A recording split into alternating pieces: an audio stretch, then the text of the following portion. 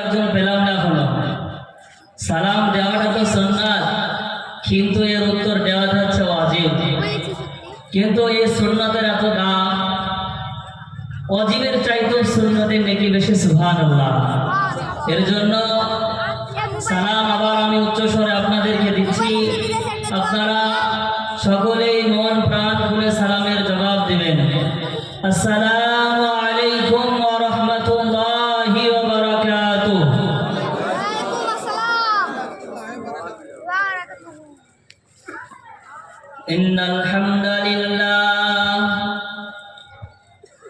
ইন্নাল হামদালিল্লাহিল আকরামিল্লাযী খালাকাল ইনসান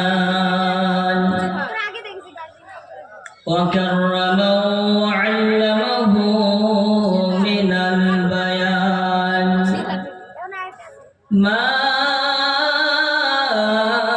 লাম ইয়া'লাম ফাসুবহানাল্লাযী লা ইহসা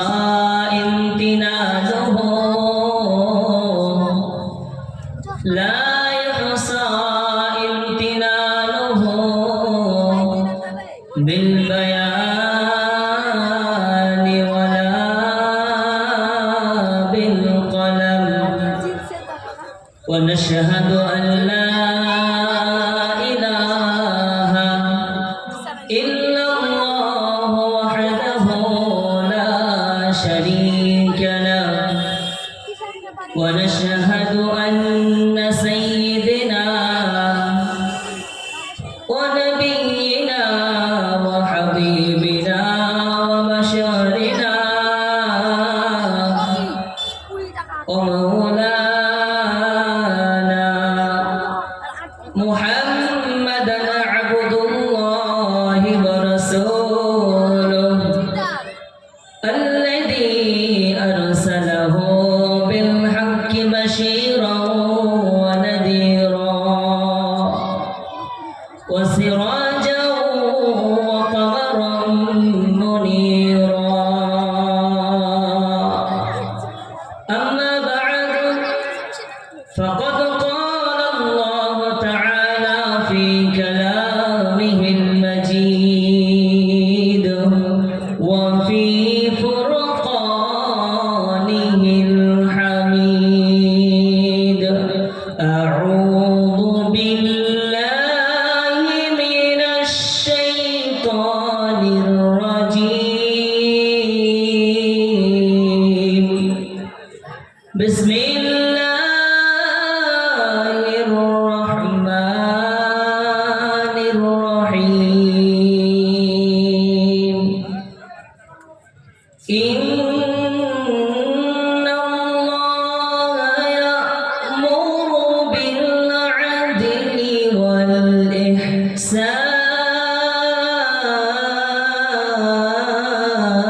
والإحسان وقال الله تعالى في موضع آخر وأقسطوا إن الله يحب المقسطين صدق الله العظيم وقال النبي صلى الله عليه وسلم سبعة يظلهم الله في ظله يوم لا ظل إلا ظله إمام عادل وشاب نشأ في عبادة الله إلى آخر الحديث إن الله وملائكته يصلون على النبي يا أيها الذين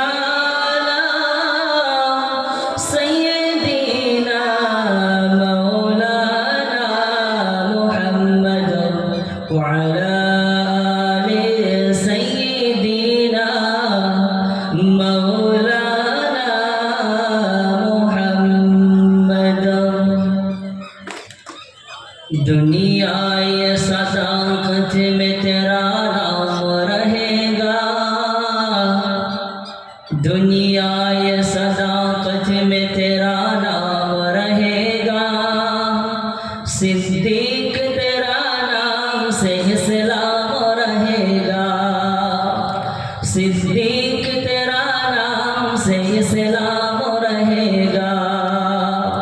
दुनिया ये सदाकत में तेरा नाम रहेगा, सिद्दीक तेरा नाम से इस्लाम रहेगा।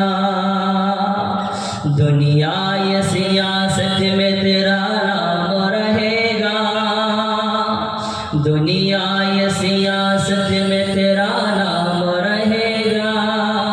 फारूक तेरा नाम से इस्लाम रहेगा, फारूक तेरा नाम से इस्लाम रहेगा।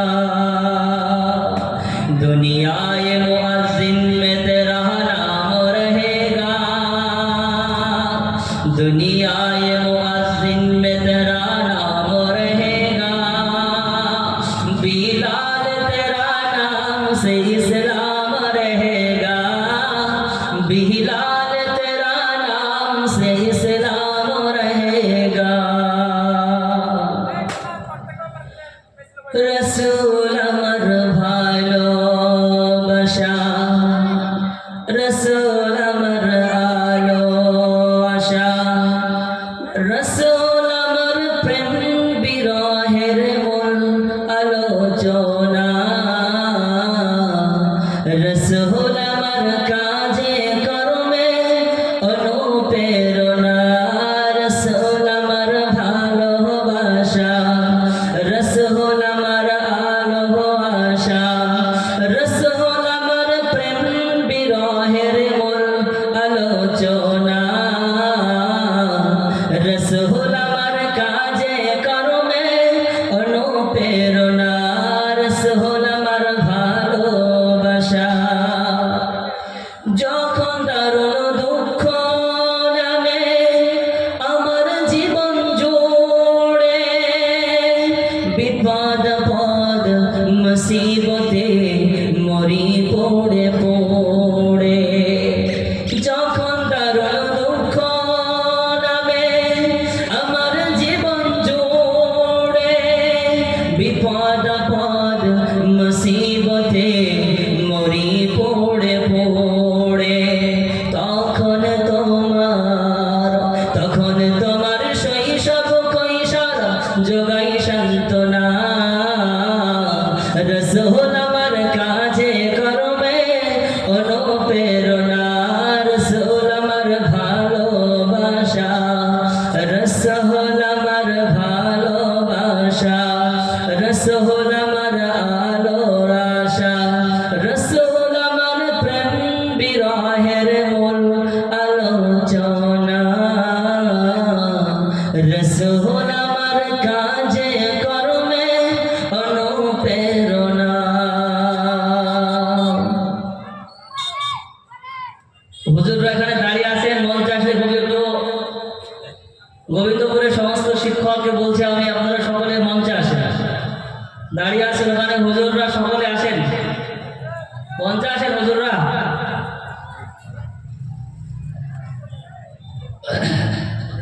আলহামদুলিল্লাহ, আমি সর্বপ্রথম খিদিরপাড়া নিবাসীকে অন্তরের অন্তরস্থল থেকে সালাম জানাই। তারা এই আজকের দোয়ার মাহফিলকে সাজিয়েছেন সুন্দর করে। সর্বপ্রথম আমরা শুকরিয়া জানাই সেই মহান রব্বুল আলামিনের দরবারে, যিনি হলেন মহিয়ান গরিয়ান সর্বশক্তিমান, যার বিনা অনুমতিতে চন্দ্র সূর্য হয় না উদীয়মান। সেই মহান রব্বুল আলামিনের দরবারে লাখ কোটি শুকরিয়া জানাই। সকলেই উচ্চ স্বরে পড়ি আলহামদুলিল্লাহ, আরো জোরে আলহামদুলিল্লাহ। বাবজি, আল্লাহর শুকরিয়া আদায় করে শেষ করা যাবে? আল্লাহ যে কি মহান, ওয়াইন তাউদ্দু নি'মাতাল্লাহি লা তুহসুহা। যদি তোমরা আমার শুকরিয়াকে যদি শুরু করো, তোমরা কোনোদিন গণনা করে শেষ করতে পারবে না। বলি সুবহানাল্লাহ। এর জন্য সব সময় প্রতিটা মুহূর্তে মানুষের একজনেরই প্রশংসা করার প্রয়োজন, তিনি হলেন আল্লাহ। তো সেই রবের নামে আমরা দিল থেকে আবারও শুকরিয়া জানাই, সকলেই পড়ি আলহামদুলিল্লাহ। তারপরে পরে জানাই সেই মহামানবের প্রতি দুরূদ। আল্লাহ পাক রব্বুল আলামিন যিনাকে দুনিয়ার বুকে রাহমাতাল লিল আলামিন করে পাঠিয়েছিলেন, যিনি ছিলেন আমিনার লাল, গরুর দুলাল, রাহমাতাল লিল আলামিন, আব্দুল্লাহর বেটা, আব্দুল মুত্তালিবের নাতি, মা আমিনার নয়নমণি, নবী কুলের শিরোমণি, যিনি ধরার বুকে এসেছেন রাহমাতাল লিল আলামিন হয়ে, সেই মহামানবের প্রতি লাখো কোটি দুরূদ সালাম শান্তির ধারা বর্ষিত হোক। সকলেই পড়ি আল্লাহুম্মা আমিন, আল্লাহুম্মা আমিন। সবাই এদিকে ওদিকে অতিবাহিত না করে আমি আমার মূল আলোচনায় ফিরে আসি। বাবজি, আপনাদের সামনে কোরআন কারীম থেকে সূরাতুন নাহলের 90 নম্বর আয়াতের কিছু অংশ পড়েছি এবং সূরা হুজরাতের 9 নম্বর আয়াত পড়েছি। আর আল্লাহ পাক রাসূল সাল্লাল্লাহু আলাইহি সাল্লামের পবিত্র জবানুল মুবারক থেকে একটি হাদিসের কিছু অংশ পড়েছি। হাদিসটা পুরোটাই ইনশাআল্লাহ আমার মওজু আজকে। এর জন্য আপনাদের সামনে মনোযোগ সহকারে কিছু কথা বলবো, আপনারা মনোযোগ সহকারে শুনবেন তো ইনশাআল্লাহ? সকলে হাত দিয়ে বলেন ইনশাআল্লাহ। আল্লাহ পাক রব্বুল আলামিনের কাছে দোয়া চাই, রব্বুল আলামিন যেন সর্বপ্রথম আমার নসিহানা কালামের মধ্যে আমাকে এবং তারপরে আপনাদের সকলকেই যেন তার প্রতি আমল করার তৌফিক দেয়। সকলেই পড়ি আল্লাহুম্মা আমিন, আল্লাহুম্মা আমিন। আপনাদের সামনে যে হাদিসটি পড়েছি, এই হাদিসটি হাদিসের সমস্ত কিতাবের মধ্যেই আপনি পাবেন। বুখারী থেকে শুরু করে, মুসলিম থেকে শুরু করে আরো অন্যান্য হাদিসের মধ্যে এই হাদিসটি বর্ণিত হয়েছে। এই হাদিসের মধ্যে আল্লাহ পাক রব্বুল আলামিন কিয়ামতের দিনে যখন কোনো ছায়া থাকবে না, মানুষ যখন এদিক ওদিক ছোটাছুটি করবে, মানুষ যখন এদিকে ওদিকে কিয়ামতের ময়দানে ছোটাছুটি করবে, তখন আল্লাহ পাক রব্বুল আলামিন তিনার আরশের ছায়াতলে 7 শ্রেণীর মানুষকে জায়গা দেবেন। বলি সুবহানাল্লাহ। কয় শ্রেণী বললাম বাবজি? একটু ক্লাসের মতো করবেন, তাহলে বুঝতে সুবিধা হবে। এটা শেখার জায়গা, এখানে শিখতে এসেছি, কিছু শিক্ষা নিয়ে গেলেই ফায়দা হবে। যদি খালি হাতে খালি হাতে ফিরে যান, তাহলে কোনো জলসার মূল্য হবে না, তোমার মজলিসের মূল্য থাকবে না। এর জন্য আপনাদের সঙ্গে যে কথাগুলি শেয়ার করব, আপনারা মনোযোগ সহকারে শুনবেন। শ্রোতার মনোযোগ যদি বক্তার দিকে থাকে, বক্তার মুখ দিয়ে আল্লাহ পাক রব্বুল আলামিন এমনি এমনি সুন্দর কথা বার করে নেবেন। বলে সুবহানাল্লাহ। এর জন্য আপনাদের তাওয়াজ্জুহ, আপনাদের মনোযোগ যদি থাকে, তাহলে ইনশাআল্লাহ কিছু কথা বলবো। আল্লাহ পাক রব্বুল আলামিন কাল কিয়ামতের ময়দানে 7 শ্রেণীর মানুষকে আরশের ছায়াতলে জায়গা দিবেন। কয় শ্রেণীর বললাম? 7 শ্রেণীর। আজ আপনাকে আমাকে লক্ষ্য করতে হবে এই হাদিসের দিকে ফলো করে, যে আমি আপনি এই 7 শ্রেণীর মধ্যে আছি তো? যদি না থাকি তাহলে আমাদেরকে হতে হবে, আর যদি থাকি তাহলে ভাবিহা আলহামদুলিল্লাহ, কোনো সমস্যা নাই। আর যদি না থাকি 7 শ্রেণীর মানুষের মধ্যে, তাহলে আপনাকে আমাকে এই শ্রেণীর মানুষের মধ্যে অন্তর্ভুক্ত হতে হবে। নচেত কাল কিয়ামতের কঠিন দিনে আল্লাহ পাক রব্বুল আলামিন যখন বিচার করবেন না, তখন যখন বিচার শুরু করবেন না, মানুষ তখন এদিক ওদিক ছোটাছুটি করবে। সেই কঠিন দিনে সূর্যখানা যখন আপনার মাথার নিকট এসে যাবে, আর মগজগুলি ভাতের মাড়ের মতো টকবক করে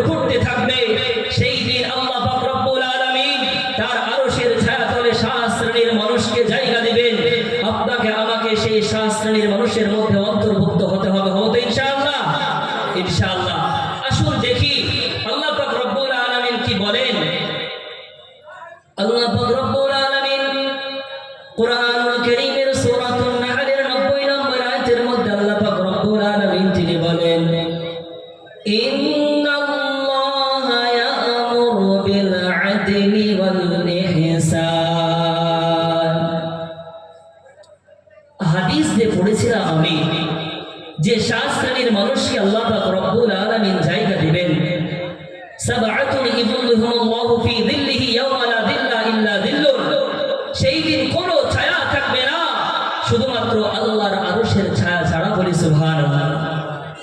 সেই 7 শ্রেণীর মানুষের মধ্যে 1 শ্রেণীর, প্রথম নম্বর শ্রেণীর মানুষ হলো ইমামুন আদিল, নাই পরায়ণ বাদশা, নাই পরায়ণ শাসক, নাই পরায়ণ নেতা। ইমাম মানে এখানে শুধুমাত্র মসজিদের ইমাম নয়, ইমাম মানে এখানে হলো নেতা।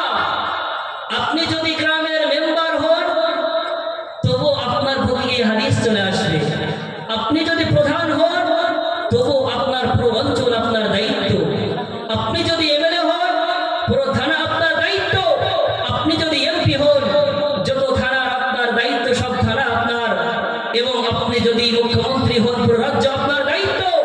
আপনি যদি প্রধানমন্ত্রী হন আপনার পুরো দেশ আপনার দায়িত্ব। আর কাল কিয়ামতের ময়দানে আল্লাহ পাক রব্বুল আলামিন আপনার দায়িত্বশীলের ব্যাপারে জিজ্ঞাসা করবে। এর জন্য সর্বপ্রথম হলো ইমামে আদিল, অর্থাৎ ন্যায় পরায়ণ বাদশা, শাসক। যদি গাড়ির চালক ড্রাইভার ঠিক থাকে তাহলে গাড়ি এমনি ভালো চলবে, এই বলেন। যদি ড্রাইভার যদি হানাবানা করে তাহলে সকলকে খাদে যেতে বাধ্য হবে। আর ড্রাইভার যদি ঠিকভাবে গাড়ি চালায় তো ঠিক তেমনই একটা গ্রামকে পরিচালনা করার জন্য যদি একটা মেম্বার ঠিক থাকে পুরো গ্রাম ঠিক হয়ে যাবে। আর যখন গ্রামের মেম্বার যখন ডাকাত হবে তখন ওই গ্রামকে জাহান্নাম এমনি এমনি সে বানিয়ে দেবে। আর ইমাম আর নেতা যদি, মেম্বার যদি সে ন্যায় পরায়ণ হয়, তার শাসকতা যদি ন্যায় পরায়ণের সঙ্গে হয়, তাহলে সেই গ্রাম সুন্দর করে সে পরিচালনা করবে এবং জান্নাতি পরিবেশ করবে। বলে সুবহানাল্লাহ। করবে না বলে? হ্যাঁ। এর জন্য 1 নম্বরে হলো ইমাম আদিল, ন্যায় পরায়ণ বাদশা। যে ন্যায় পরায়ণ বাদশা কাল কিয়ামতের দিনে আল্লাহ পাক রব্বুল আলামিনের আরশের ছায়া তলে জায়গা পাবেন। আল্লাহ পাক রব্বুল আলামিন তিনি বলেন, ইন্নাল্লাহা ইয়া'মুরু বিল আদলি ওয়াল ইহসান। আল্লাহ পাক রব্বুল আলামিন তিনি ন্যায় পরায়ণের হুকুম দিয়েছেন এবং সুবিচারের তিনি হুকুম দিয়েছেন। মানুষ যখন দুনিয়ার বুকে কোনো সময় বিচার করবে, মানুষ যখন দুনিয়ার বুকে, সমাজের বুকে কোনো জায়গায় যখন লেখা হয়ে সে বিচার করবে, সে যেন তার বিচার এমন করে চালাবে তার বিচারটা যেন ন্যায়ের সঙ্গে হয়। 1 নম্বরে হলো ন্যায় পরায়ণ শাসক, নেতা। তার এমন করে সে বিচার করবে বিচারের মধ্যে যেন কোনো খামতি না থাকে। এর জন্য আপনাকে আমাকে যখন আপনি আমি গ্রামের মন্ডল হব, আপনার আমার বিচারকে সঠিকভাবে রায় পেশ করতে হবে। যে আল্লাহ পাক রব্বুল আলামিন তিনার জাররা জাররা জিনিসকে লিখে রাখছেন। আপনি 1 জাররা জিনিসকে যখন খারাপ কোনো হিসাবে করবেন, আল্লাহ পাক রব্বুল আলামিন তিনি কাল কিয়ামতের ময়দানে আপনার সামনে সেটাকে হাজির করবেন। এর জন্য আপনি আমি যখন বিচার করব, আপনার আমার বিচার জন্য ন্যায়ের সঙ্গে হয়। সূরা হুজুরাতের 9 নম্বর আয়াতে আল্লাহ বলেন, ওয়া আকসিতু ইন্নাল্লাহা ইউহিব্বুল মুকসিতিন। তোমরা সুবিচার করো কারণ মহান রব্বুল আলামিন সুবিচারকারীকে পছন্দ করেন। বলি সুবহানাল্লাহ। তোমরা সুবিচার করো, ন্যায় বিচার করো, ন্যায় বিচারকারীকে আমার আল্লাহ পছন্দ করেন। বলি সুবহানাল্লাহ। সূরা নিসার 18 নম্বর আয়াতে আল্লাহ পাক রব্বুল আলামিন তিনি বলেন, ওয়া ইযা হাকামতুম বাইনান নাসি আন তাহকুমু বিল আদল। আল্লাহ পাক রব্বুল আলামিন এই আয়াতে কারীমার মধ্যে তার নবী রাসূলকে খিতাব করে তিনি বলছেন, ও নবী, আপনি যখন মানুষের মাঝে কোনো সময় বিচার করবেন, আপনার বিচার যেন ন্যায় এবং ইনসাফের সঙ্গে হয়। চিন্তা করেন, রাসূল তো কোনোদিন বিচার করতেই পারে না, তারপরেও আল্লাহ রাসূলকে জানানোর মাধ্যম দিয়ে গোটা পৃথিবীর উম্মতে মুহাম্মদীকে জানিয়ে দিলেন যে তুমিও যখন বিচার করবা তোমার বিচারটা যেন ইনসাফের সঙ্গে হয়। না চাই কিয়ামতের ময়দানে আল্লাহ পাক রব্বুল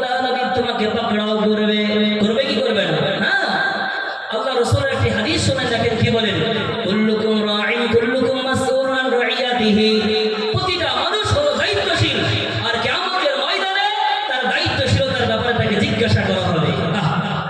আপনি যদি গ্রামের মেম্বার হন, আল্লাহ পাক রব্বুল আলামিন আপনাকে জিজ্ঞাসা করবেন, ও ভাই, তোমাকে তো মক্ষিণীর পাড়া গ্রামের আমি মেম্বার বানিয়েছিলাম, তুমি মানুষের সঙ্গে কেমন আচরণ করেছে বলো, তুমি মানুষের সঙ্গে কেমন ব্যবহার করেছে বলো। আজ আপনার আচরণ যদি সুন্দর থাকে, আপনার ব্যবহার যদি সুন্দর থাকে, আপনি মেম্বার হয়ে যদি আপনার গ্রাম যদি সুন্দর করে পরিচালনা করেন, কাল কিয়ামতের ময়দানে আল্লাহ পাক রব্বুল আলামিন যখন কোনো ছায়া থাকবে না, তার আরশের ছায়া তলে আপনাকে জায়গা দেবে, বলে সুবহানাল্লাহ। আপনি যখন এমএলএ হবেন, পুরো থানা হলো আপনার দায়িত্ব, পুরো থানাটাকে আপনাকে সুন্দর করে চালিত করতে হবে। কোনো মানুষ এমন তো যায়নি যে না খেয়ে হয়তো ঘুমিয়ে রয়েছে কিনা, কোনো মানুষ এমন তো আছে কিনা কেমন করে মানুষ দিন কাটাচ্ছে, প্রতিটা জিনিসের দিকে আপনাকে লক্ষ্য রাখতে হবে। আপনি আমি যদি লক্ষ্য করে চলতে পারি, আমার আল্লাহ পাক রব্বুল আলামিন এই দুনিয়ায় একটু কষ্ট করবেন তো আপনাকে জান্নাতে গিয়ে তার ফল পেয়ে যাবে। এর জন্য আপনাকে আমাকে প্রতিটা দায়িত্ব বুঝে নিতে হবে। আপনি বাড়ির মেম্বার, আপনি আপনার সদস্যের, আপনার পরিবারের 8 জন মানুষের আপনি হেড। আল্লাহ পাক রব্বুল আলামিন আপনাকে জিজ্ঞাসা করবে, তোমার বিবির সঙ্গে তুমি কেমন আচরণ করেছো বলো, তোমার সন্তানের সঙ্গে তুমি কেমন আচরণ করেছো বলো, তোমার প্রতিবেশীর সঙ্গে তুমি কেমন আচরণ করেছো বলো। এর জন্য আপনাকে আমাকে সর্বপ্রথম আপনাকে আমাকে ন্যায় এবং সুবিচারের সঙ্গে সমাজের বুকে চলতে হবে। আর যদি আপনি আমি ন্যায় এবং সুবিচারের সাথে সমাজে চলতে পারি, আল্লাহ পাক রব্বুল আলামিন কাল আরশের ছায়া তলে আপনাকে আমাকে জায়গা দিবেন, বলে সুবহানাল্লাহ। এর জন্য আপনাকে আমাকে ন্যায় হতে হবে। কেমন ছিলেন ন্যায় বিচারক আল্লাহ রাসূল? দেখেন, বনু মখজুমিয়া গোত্রের একজন নারী চুরিতে ধরা পড়েছে। কিসে ধরা পড়েছে বলেন তো? চুরিতে ধরা পড়েছে। হুজুররা এখানে বসে আছেন। বনু মখজুমিয়া গোত্রের একজন নারী চুরিতে ধরা পড়েছে। সাহাবায়ে কেরামদের মধ্যে এবার আনাগোনা শুরু হলো। ইনি তো অনেক উঁচু বংশের মহিলা, আর চুরির বিধান তো হলো হাত কাটা, আর এই নারী হলো উঁচু বংশের নারী। তাহলে রাসূলকে গিয়ে কে এমন আছে বলবে বলো, এই নারীর হাত না কেটে যার অন্য কোনো বিচার করা হোক। চুরিতে ধরা পড়লে তার হাত কাটা হলো, এটা ইসলামের আইন। তখন এই যে নারী চুরি করেছে বনু মখজুমিয়া গোত্রের, এই নারী হলো উঁচু বংশের নারী। সাহাবায়ে কেরামরা মনে মনে চিন্তা করলেন, এই নারী যেহেতু উঁচু বংশের, এর হাত না কেটে অন্য কোনো সহজ শাস্তি দেওয়া হোক একে। কিন্তু কে যাবে রাসূলের সামনে? কেউ সাহস করে না, কেউ যেতে পারে না। এই আইন, এটা আল্লাহর বিধান, এই বিধানকে অমান্য করে কেমন করে রাসূলের সামনে বলবে, কেউ সাহস পায় না। কিন্তু উসামা ইবনে যায়েদ রাদিয়াল্লাহু তাআলা আনহু, আল্লাহর রাসূল তার সঙ্গে বহুত মহব্বত করতেন। সাহাবায়ে কেরামরা মাশওয়ারা করলেন, ও উসামা, তোমাকে এবার যেতে হবে আল্লাহর রাসূলের কাছে, আল্লাহর রাসূলকে গিয়ে জানাতে হবে বনু মখজুমিয়া গোত্রের একজন নারী চুরি করেছে, তার হাত না কেটে অন্য কোনো শাস্তি দেওয়া হোক। উসামা ইবনে যায়েদ রাদিয়াল্লাহু তাআলা আনহু তিনি আল্লাহর রাসূলের সামনে গিয়ে বললেন, ইয়া রাসূলুল্লাহ, ইয়া হাবিবাল্লাহ, নবী গো, এই যে নারী হলো উঁচু বংশের নারী, এর হাত না কেটে অন্য কোনো আযাব বা শাস্তি দেওয়া হোক, এটাই সাহাবায়ে কেরামদের মাশওয়ারা। আল্লাহর রাসূল সঙ্গে সঙ্গে রাগে রাগান্বিত হয়ে সঙ্গে সঙ্গে মসজিদের মিম্বরে দাঁড়িয়ে বললেন, কি ভাষণ দেখেন, কি কথা, কেমন ইনসাফ ছিল নবীর মধ্যে, কেমন নেতা ছিলেন দেখেন। নেতা তো এইরকম হতে হবে, আপনার ইনসাফ যেন চলে সুন্দর করে।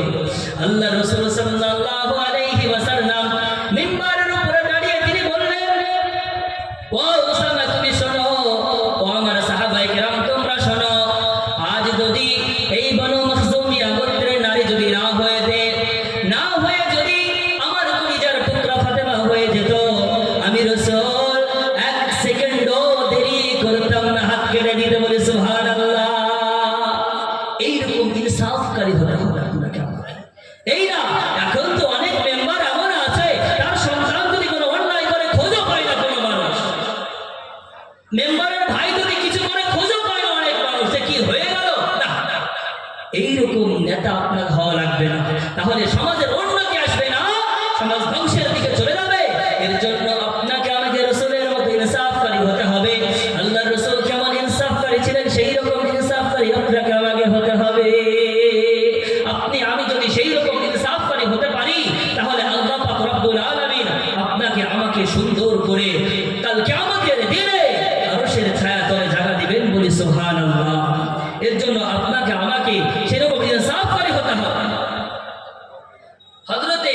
সুলাইমান নবীর নাম শুনেছেন না আপনারা? শুনেছেন না? হ্যাঁ, ইনার পিতার নাম হলো হযরত দাউদ আলাইহিস সালাম।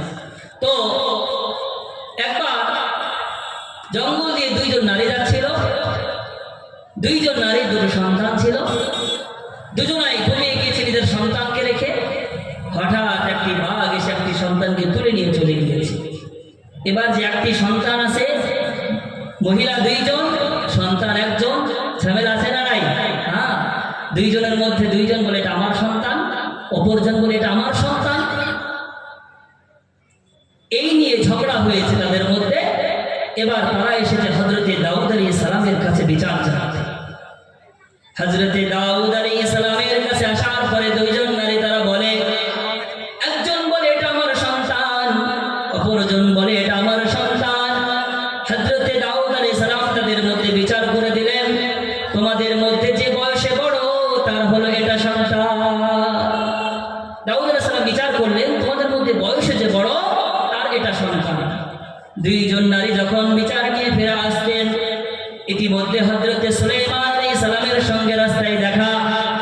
সুলাইমান আলাইহিস সালাম তিনি জিজ্ঞাসা করলেন, এখনো তিনি নবী হননি কিন্তু, এখনো নবী হননি কিন্তু এমন অবস্থায় এমন বিচারক ছিলেন তিনি সুলাইমান আলাইহিস সালাম, যিনাকে আল্লাহ পাক রব্বুল আলামিন এত ক্ষমতা দিয়েছিলেন।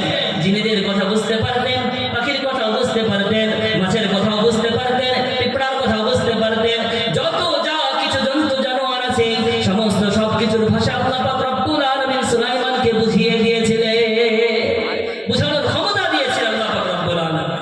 তো এই নবী সুলাইমান নবী রাস্তায় দাঁড়িয়ে আছে, দুজন মহিলা চলে আসে, একজন কান্না করতে করতে আসছে, অপরজন হাসতে হাসতে আসছে। সুলাইমান নবী জিজ্ঞাসা করলেন, কি হয়েছে তোমরা বলো। দুইজন নারী তখন বলল, এই সন্তানটাকে নিয়ে আমাদের মধ্যে ঝামেলা, এ বলে আমার সন্তান, এ বলে আমার সন্তান, আমার আব্বাজান কি বিচার করে দিয়েছে বলো। তখন একজন নারী সে বলল, আপনার আব্বাজান এই বিচার করে দিয়েছে, যে বয়সে বড় তার এই সন্তানটা তাকে দিয়ে দিয়েছে। সুলাইমান আলাইহিস সালাম তিনি চিন্তা করলেন, এই বিচার তো আমার কাছে পছন্দনীয় নয়, এই বিচার তো আমার কাছে পছন্দনীয় নাই, আমি নতুন করে বিচার করব। তিনি হুকুম দিলেন, তুমি একটি ছোরা নিয়ে এসো, চাকু নিয়ে এসো। এবার নারী চিন্তা করলেন, না ছোরা কেন আনবো, চাকু কেন আনবো। সুলাইমান আলাইহিস সালাম তিনি বলেন, যেহেতু ঝগড়া দুজনের মধ্যে, সন্তান তো একটি, আমাদের ভাগ করে দিতে হবে, দ্বিখণ্ডিত করতে হবে, তাহলে আমি চাকু দিয়ে দ্বিখণ্ডিত করে দেব, তোমাকে এক অংশ দিয়ে দেব, অপরজনকে এক অংশ দিয়ে দেব। এবার বলেন তো দেখি, আপনাদের বুদ্ধি দেখি, যে যার সন্তান এটা সে কি কখনো চাইবে তার সন্তানটা দ্বিখণ্ডিত হোক? সে কখনো চাইবে না। সুলাইমান আলাইহিস সালামকে একজন নারী বলতে শুরু করলো, যে নারীকে সন্তান দেওয়া হয়েছিল না, ওই নারী বলতে লাগলো, ও সুলাইমান, তোমাকে আর বিচার করতে হবে না, তুমি আমার সন্তানকে দিয়ে দাও, কোনো এতে সমস্যা নাই।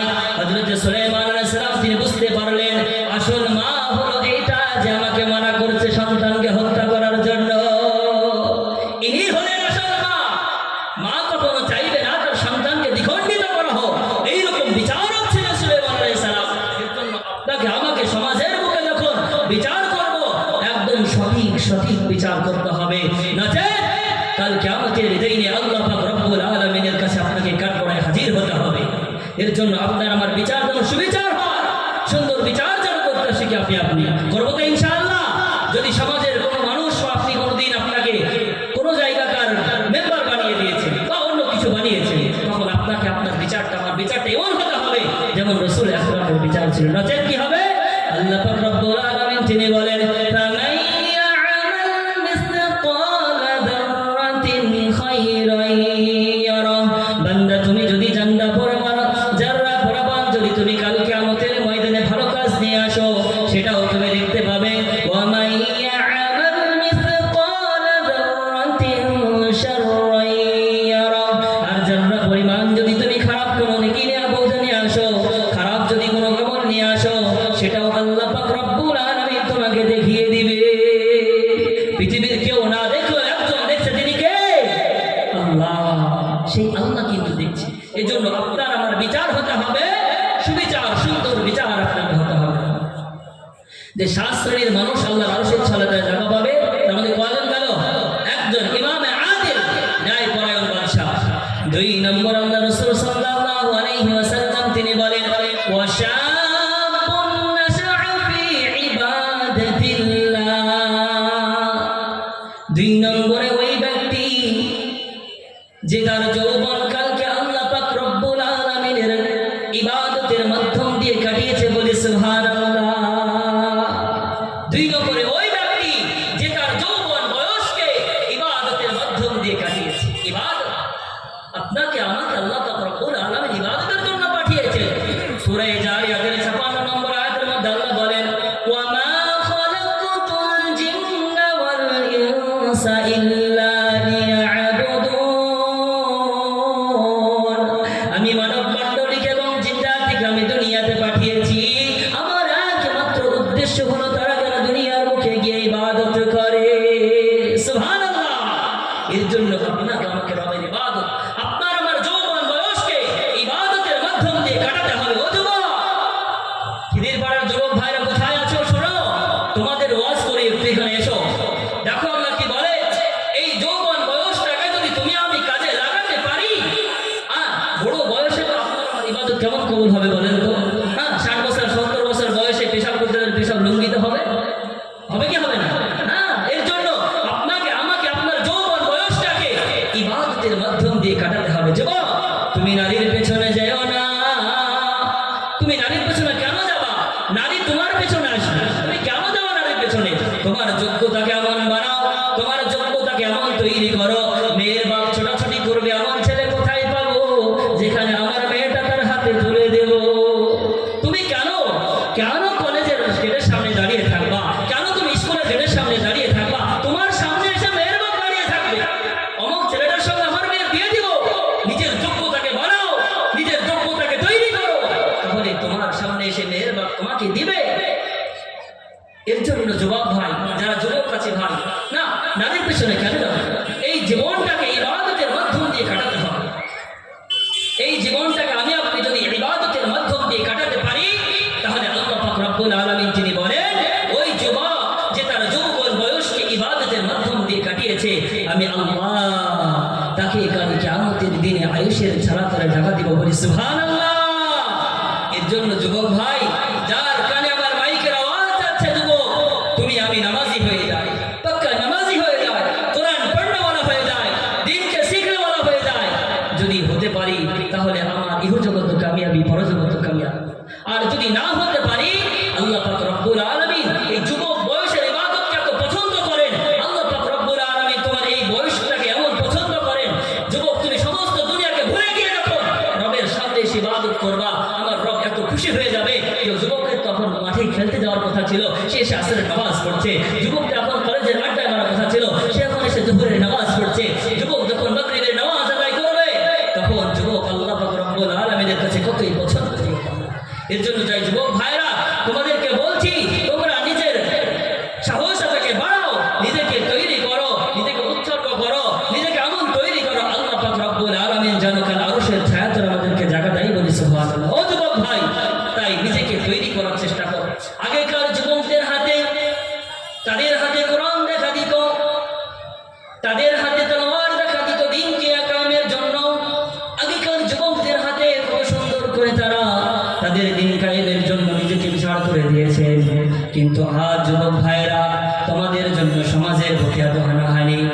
আজ তোমার সামনে তোমার বোনকে নিয়ে চলে যায়, তোমার কিছু বলার থাকে না। তোমার সামনে থেকে তোমার মায়ের প্রতি হামলা হয়, তোমার কিছু বলার ক্ষমতা নাই। তার একটাই জিনিস হলো, আগেকার যুবকদের হাতে থাকতো কোরআন, এখনকার যুবকদের হাতে আছে মোবাইল।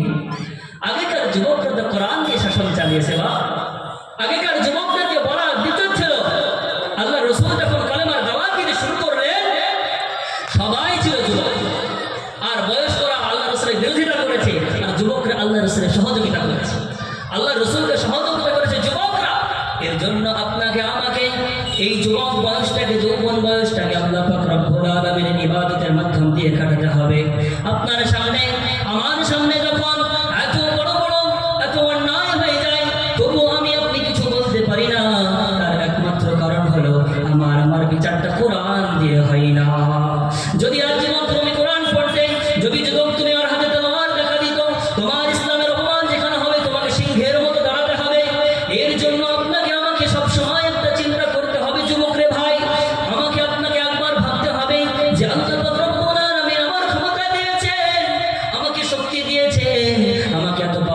দিয়েছেন এই যৌবন বয়সটাকে আল্লাহর ইবাদতের মাধ্যম দিয়ে কাটাতে হবে। যুবক ভাই, এর জন্য আপনাকে আমাকে বারবার বলি যে আমাদের যৌবনটাকে সুন্দর করে ইবাদতের মাধ্যম দিয়ে কাটাতে হবে। কাটাবো ইনশাআল্লাহ। সকলে হাত উঁচু করে বলেন আল্লাহকে, আল্লাহ। সকলে হাত উঠান, আল্লাহকে বলেন আল্লাহ আমরা সকলেই আমাদের যৌবন বয়সটাকে তোমার ইবাদতে কাটাবো ইনশাআল্লাহ। ইনশাআল্লাহ। এক নম্বরে কি বলেছিলাম? ইমামে আদিল, ন্যায় পরায়ণ নেতা। এখান থেকে মুখস্থ করে চলে যাবেন 7 জন ব্যক্তি, তাহলে আমার দিল খুশি হবে যে আপনারা মুখস্থ করতে পেরেছেন। এক নম্বর কি বললাম? হ্যাঁ, ন্যায় পরায়ণ শাসক, নেতা, নেতাকে ভালো হতে হবে। 2 নম্বর কি বললাম? যুবক, যে তার যৌবন কালকে ইবাদতের মাধ্যম দিয়ে কাটিয়েছে। 3 নম্বর আল্লাহ রাসূল সাল্লাল্লাহু আলাইহি ওয়াসাল্লাম তিনি বলেন রাজুলুন কলবুহু মুআল্লাকুম বিল মাসাজিদ। 3 নম্বর ওই ব্যক্তি যে তার এই এক ওয়াক্ত নামাজ পড়ার পরে আবার দ্বিতীয় ওয়াক্তের জন্য তার মসজিদে প্রাণটা ঝুলে থাকে, এমন কোন মানুষ যারা হবে তারা কাল আরশের ছায়াতলে জায়গা পাবে, বলে সুবহানাল্লাহ। 3 নম্বর ওই ব্যক্তি রাজুলুন কলবুহু মুআল্লাকুম বিল মাসাজিদ, যার দিলটা সব সময় মসজিদের সঙ্গে লেগে থাকে। জোহরের নামাজ আপনি পড়ে আসলেন, আসার পরে আপনার যা কাজ ছিল সমস্ত কাজ আপনি করে নিলেন। সমস্ত কাজ করার পরে আপনার মনকে এবার আপনি আবার আসরের জন্য প্রস্তুতি নেন। যার কিছুক্ষণ পরে মুয়াজ্জিন যখন হাইয়া আলাস সালাহ বলে ডাক দিবে আসরের নামাজের জন্য, আমাকে জোহরের নামাজ আমার হয়ে গিয়েছে, এবার আমাকে আসরের জন্য প্রস্তুতি নিতে হবে। এই করে যখন আসরের নামাজটা পার হয়ে যাবে, আমার যখন কিছু কাজ থাকবে, আপনি কাজ কমপ্লিট করার পরে আবার আপনার মনটাকে বলেন আর কিছুক্ষণ পর তো মাগরিবের আযান দিবে, আমি কেমন বসে থাকবো, আমি কেন কাজে লিপ্ত থাকবো? এর জন্য আমাকে আবার মাগরিবের জন্য প্রস্তুতি নিতে হবে। আবার মাগরিব পরে যখন আপনার কাজকর্ম সেরে নিয়ে যখন মুয়াজ্জিন আবার এশার জন্য আযান দিবে, আপনি আবার নামাজের জন্য প্রস্তুতি নেবেন, আবার এশার নামাজ পড়তে যাবেন। আবার এশার নামাজ পড়ার পরে যখন আপনার এসে রাত্রিবেলায় শয়ন করবেন, ঘুমিয়ে যাবেন, ঘুমানোর পরে আপনার দিলটা আবার কখন চাইবে, ঘড়ি দেখবেন 3টে বাজে, আবার উঠবেন দেখেন 3:30 বাজে, আবার উঠবেন 4টে বাজে। এখন নামাজ হলো 5:10 ফজরের নামাজ। আপনি ঘড়ি ধরে যখন নামাজ পড়তে যাবেন, এইরকম করে যখন আপনার দিলটা নামাজের প্রতি থাকবে, আমার আল্লাহ পাক রব্বুল আলামিন বলেন এইরকম যদি কোন ব্যক্তির দিল হয় এক ওয়াক্ত নামাজের পরে দ্বিতীয় ওয়াক্তে মন চায় সবসময় মসজিদের দিকে, আমার আল্লাহ পাক রব্বুল আলামিন বলেন এইরকম মানুষকে আমি কাল আরশের ছায়াতলে জায়গা দেব। আল্লাহ পাক রব্বুল আলামিন আপনাকে আমাকে সেই আরশের ছায়াতলে জায়গা দিবেন আপনার দিলটা যদি এইরকম নামাজি হয়ে যায়। কেমন দিল ছিল আল্লাহ রাসূলের, চিন্তা করে। আল্লাহ রাসূল সাল্লাল্লাহু আলাইহি ওয়াসাল্লাম যখন মরণাপন্ন অবস্থায় আর তিনি মারা যাবেন, এমন সময় আল্লাহ রাসূল সাল্লাল্লাহু আলাইহি ওয়াসাল্লাম 2 জন সাহাবীর কাঁধে ভর দিয়ে তিনি মসজিদে এসেছেন, তবুও তিনি কোনো সময় নামাজ ছেড়ে দেননি। জবাব, আমি তুমি কেমন করে নামাজ ছেড়ে দিয়ে বলো? আল্লাহ রাসূল 2 সাহাবীর কাঁধে ভর দিয়ে যখন মসজিদের মিম্বারে এসে বলেন যে আল্লাহ পাক রব্বুল আলামিন যে তাকে গোটা পৃথিবীর সম্পদ দিতে চেয়েছিল, কিন্তু এর সেটা তিনি না নিয়ে এক রবে হাকিকির সঙ্গে মুলাকাতটাই পছন্দ করে নিয়েছেন। যখন এই বক্তব্য ভাষণ দিলেন, হযরত আবু বকর সিদ্দিক রাদিয়াল্লাহু তাআলা আনহু তিনি সঙ্গে সঙ্গে কান্নায় ফেটে পড়লেন। ছোট বাচ্চার মতো তিনি কান্না করেন। কান্না করতে করতে এত কান্না যখন তিনি করলেন, এবার আল্লাহ রাসূল সাল্লাল্লাহু আলাইহি ওয়াসাল্লাম যখন সাহাবায়ে কেরামরা যখন আবু বকর সিদ্দিককে জিজ্ঞাসা করলেন, ও আবু বকর বলো তো দেখি, তুমি এত কান্না করো, আজ তুমি এত কান্না করো কেন বলো? তোমার তো এত কান্না করার কোনো বিষয় নাই, আল্লাহ রাসূল কি এমন বলেছে বলো তুমি কান্না করো? আবু বকর বললেন, তোমরা বুঝতে পারোনি, আমি বুঝতে পেরেছি। আল্লাহ পাক রব্বুল আলামিন যে ব্যক্তিকে গোটা পৃথিবীর সবকিছু দিতে চেয়েছিল, তিনি আর অন্য কেউ না, তিনি হলো তোমার নবী, আমার নবী, রাহমাতুল লিল আলামিন, নবী মুহাম্মদ সাল্লাল্লাহু আলাইহি ওয়াসাল্লাম। সকলেই জোরে পড়েন সাল্লাল্লাহু আলাইহি ওয়াসাল্লাম। আজ তিনি যখন এই ভাষণ দিলেন, তিনি যখন আমাদের মধ্যে থাকবেন না, তার মানে এটা বুঝতে হবে যে আল্লাহ রাসূল আর আমাদের সামনে হয়তো বেশি দিন বেঁচে থাকবে না, কিছুদিনের মধ্যেই হয়তো দুনিয়া ছেড়ে বিদায় নিয়ে চলে যাবে। সাহাবায়ে কেরামরা আবু বকর সিদ্দিককে এই কথা জানার পরে আল্লাহ রাসূল যখন বাড়িতে ফিরে গেলেন, বাড়িতে ফিরে যাওয়ার পরে আরো প্রচন্ড আল্লাহ রাসূলের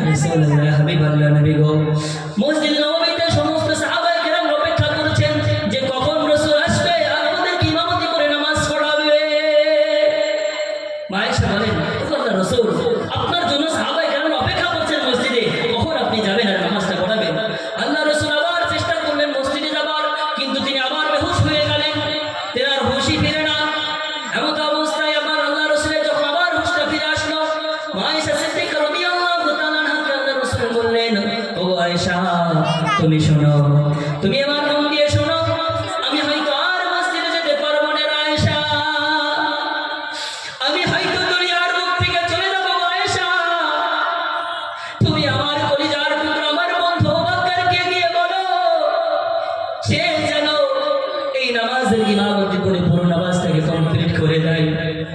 মা আয়েশা দুজনে কান্না করতে শুরু করলেন। মা আয়েশা বললেন, ইয়া রাসূলুল্লাহ, আপনি আমার আব্বাজানের কথা বলবেন না। তার কারণ হলো আমার আব্বাজান হলো রকিকুল কলব, খুব নরম দিলের মানুষ। যখন তিনি আপনার যেই নামাজে গিয়ে নামাজ পড়াবেন, তিনার কান্নায় আর থামবে না।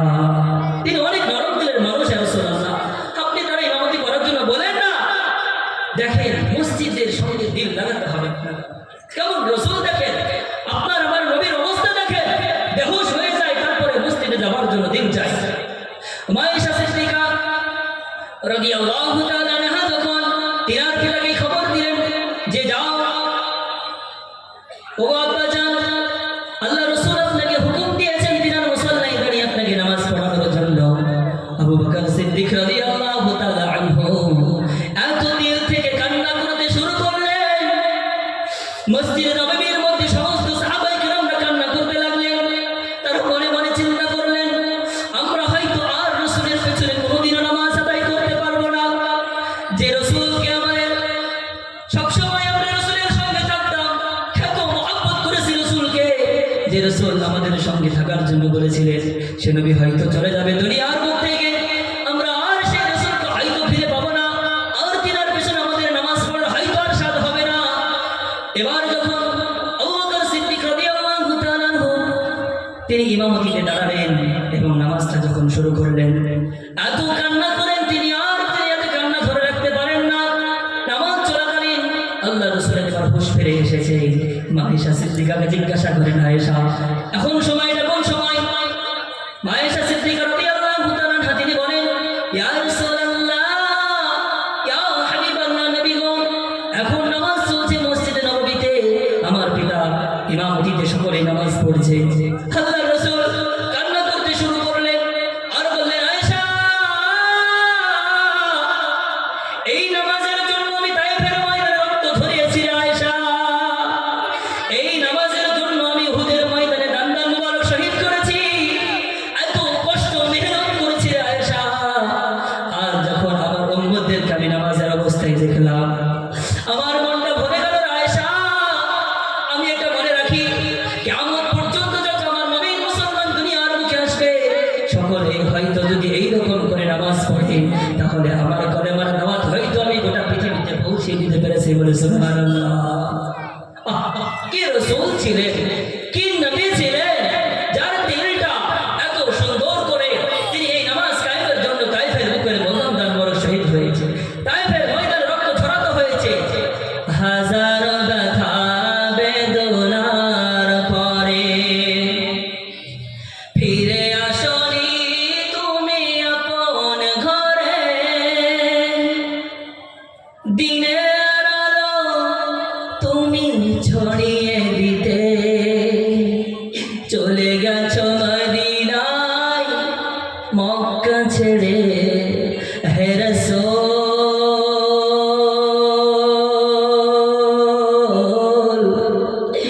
তোমাকে ভুলি আমি কেমন করে।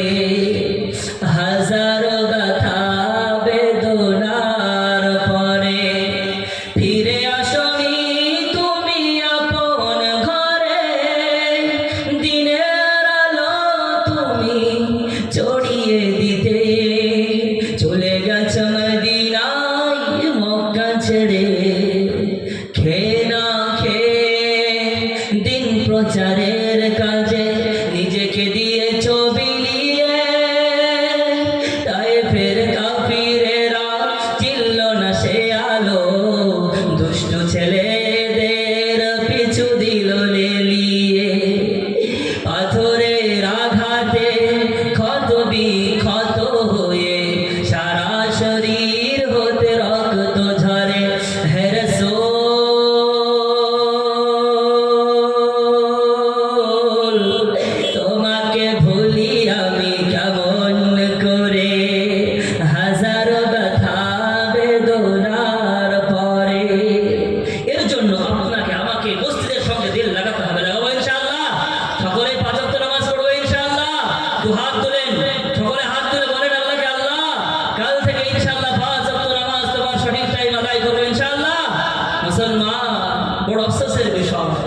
এর জন্য আপনাকে আমাকে নামাজি হতে হবে। 1 নম্বর কি বলেছিলাম? ন্যায়পরায়ণ নেতা। 2 নম্বর কি বলেছিলাম? বলে ওই যুবক যে তার যৌবনকে ইবাদতের মাধ্যমে কাটায়। 3 নম্বর বললাম যার দিল সবসময় মসজিদের দিকে থাকে। 4 নম্বরে আল্লাহ রাসূল সাল্লাল্লাহু আলাইহি ওয়াসাল্লাম তিনি বলেন ওয়ারাজুলান তাহাব্বান ফিল্লাহ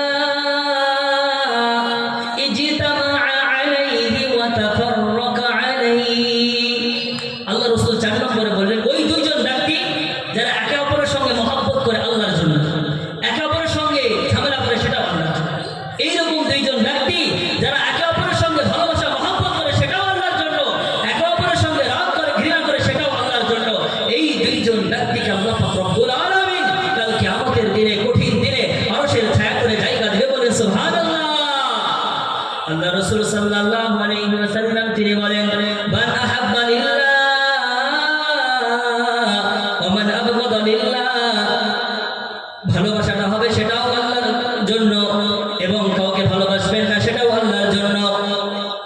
আপনার সঙ্গে আমার সঙ্গে মহব্বত হবে সেটাও আল্লাহর জন্য। তার কারণ আল্লাহ পাক রব্বুল আলামিন হুকুম দিয়েছেন মানুষের সঙ্গে ভালো ব্যবহার করবে, মানুষের সঙ্গে সদাচরণ করবে। এর জন্য মানুষের সঙ্গে ভালো ব্যবহার করে দুনিয়ার বুকে চলতে হবে। আমি আপনি যদি চলতে পারি আল্লাহ পাক রব্বুল আলামিন কাল কিয়ামতের কঠিন দিনে আপনাকে আমাকে আরশের ছায়া ধরে জায়গা দিবেন বলে সুবহানাল্লাহ। তাহলে 4 নম্বরে হলো যে ওই ব্যক্তি, ওই দুজন ব্যক্তি যারা একে অপরের সঙ্গে ভালোবাসা করে সেটাও আল্লাহর জন্য, একে অপরের সঙ্গে রাগ করে সেটাও আল্লাহর জন্য। আল্লাহ রাসূল সাল্লাল্লাহু আলাইহি ওয়াসাল্লাম তিনি বলেন মান তাশাব্বাহা বিকওমিন ফাহুয়া মিনহুম। তুমি দুনিয়ার বুকে তোমার বন্ধু যদি ভালো হয় তোমার হাসর হবে ভালো মানুষের সঙ্গে, আর দুনিয়ার বুকে যদি তোমার বন্ধু খারাপ হয় তোমার হাসরটাও হবে খারাপ মানুষের সঙ্গে। এর জন্য দুনিয়ায় বন্ধু যাকে বানাবেন না একটু ভেবে বানাবেন। সে নামাজি তো, সে নামাজ পড়ে তো, সে রোজা রাখে তো, সে হজ করে তো, সে যাকাত দেয় তো। এমন বন্ধু বানাবেন যে দুনিয়ার বুকে ইসলামী অনুযায়ী চলে। এমন বন্ধু বানাবেন না যাকে আপনার যে আপনাকে জাহান্নামের দিকে ঠেলে দেবে। এমন বন্ধু কেন বানাবেন যে আপনাকে জাহান্নামের দিকে? এমন বন্ধু বানান যে আপনারে ভালোবাসবে, আপনার সঙ্গে মহব্বত করবে, 5 ওয়াক্ত নামাজ সঠিক সময় আদায় করবে। রাস্তা দিয়ে 2 বন্ধু চলছেন, এক বন্ধু এমন বন্ধু বানান আজান হয়ে গেলে ভালো বলবে ভাই বাইকের চাবিটা বন্ধ করে দে, মসজিদ আজান হয়ে গিয়েছে গিয়ে নামাজ পড়ো। এমন বন্ধু বানাতে হবে আপনাকে। এর জন্য আপনাকে আমাকে দুনিয়ার বুকে এমন সাথীর সঙ্গে চলতে হবে যে আপনাকে জান্নাতের দিকে নিয়ে যাবে। এমন সাথীর সঙ্গে চলবেন না যে আপনাকে জাহান্নামের দিকে নিয়ে যাবে। আল্লাহ রাসূল সাল্লাল্লাহু আলাইহি ওয়াসাল্লাম তিনি বলেন কুন আলিমান আও মুতাআল্লিমান আও মুস্তামিআন আও মুহিব্বান ওয়া লা তাকুন খামিসান। আল্লাহ রাসূল বলেছেন তুমি যদি পারো আলেম হয়ে যাও, যদি তুমি পারো কি হয়ে যাও? আলেম হয়ে যাও। আর যদি তুমি আলেম না হতে পারো তাহলে আলেমের ছাত্র হয়ে যাও। আর যদি তুমি ছাত্র না হতে পারো তাহলে আলেমদের সঙ্গে মহব্বত ভালোবাসা তুমি জুগিয়ে দাও। আর যদি তুমি ভালোবাসা মহব্বত করতেও না পারো তাহলে তুমি কি করবে বলো? যদি তোমাকে যা শ্রবণ করাবে আলেম ওলামারা যা বলবে সেটা তোমরা শোনো।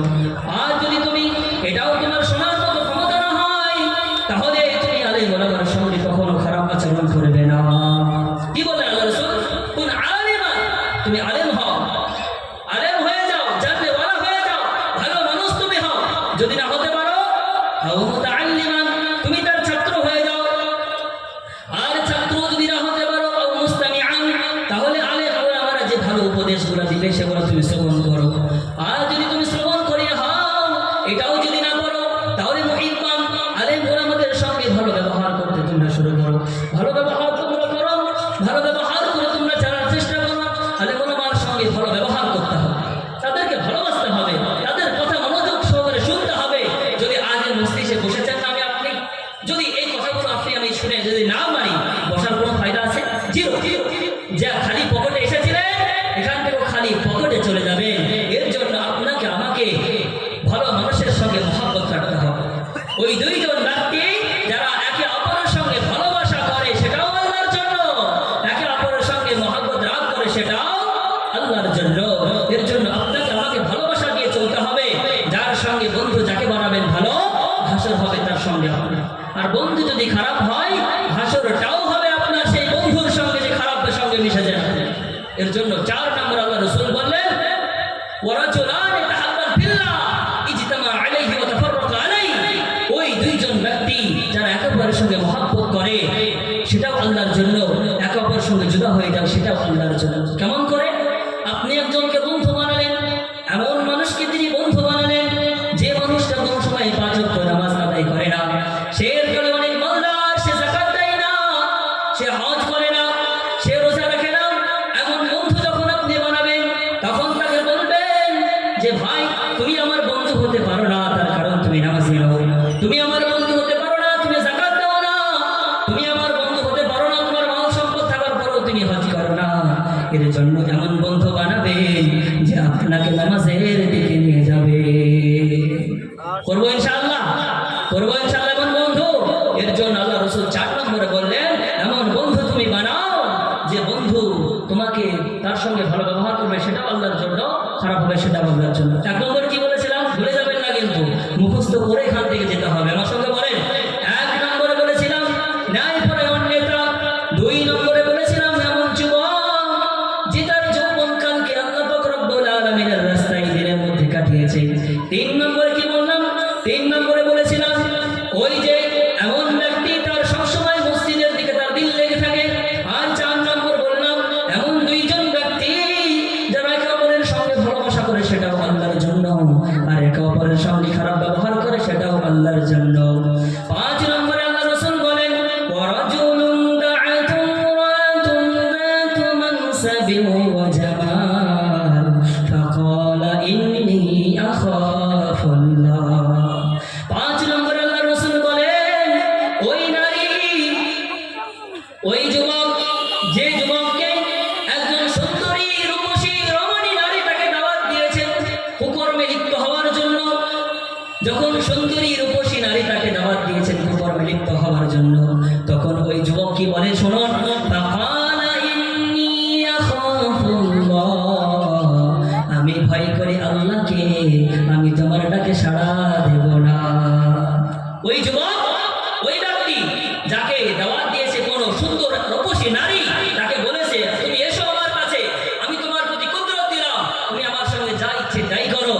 তখন যুবক কি বলে, ফাকালা ইন্নী আখাফুল্লাহ, আমি তো এমন মানুষ জানি আল্লাহকে ভয় করি, আমি তোমার ডাকে সাড়া দেব না। এইরকম যে যুবক হবে, এইরকম যে ব্যক্তি হবে, আল্লাহ পাক রব্বুল আলামিন তারে কাল আরশের ছায়া ধরে জায়গা দিবেন। বলি সুবহানাল্লাহ। ও ভাই যুবক, ইউসুফ আলাইহিস সালামের চাইতেও কি তোমার সুন্দর চেহারা আছে নাকি? ইউসুফ আলাইহিস সালামের চাইতেও তোমার সুন্দর চেহারা? বিবি জুলাইখার চাইতেও তোমার সুন্দরী চেহারা? না, কি মানুষ ছিলেন হযরত ইউসুফ আলাইহিস সালাম।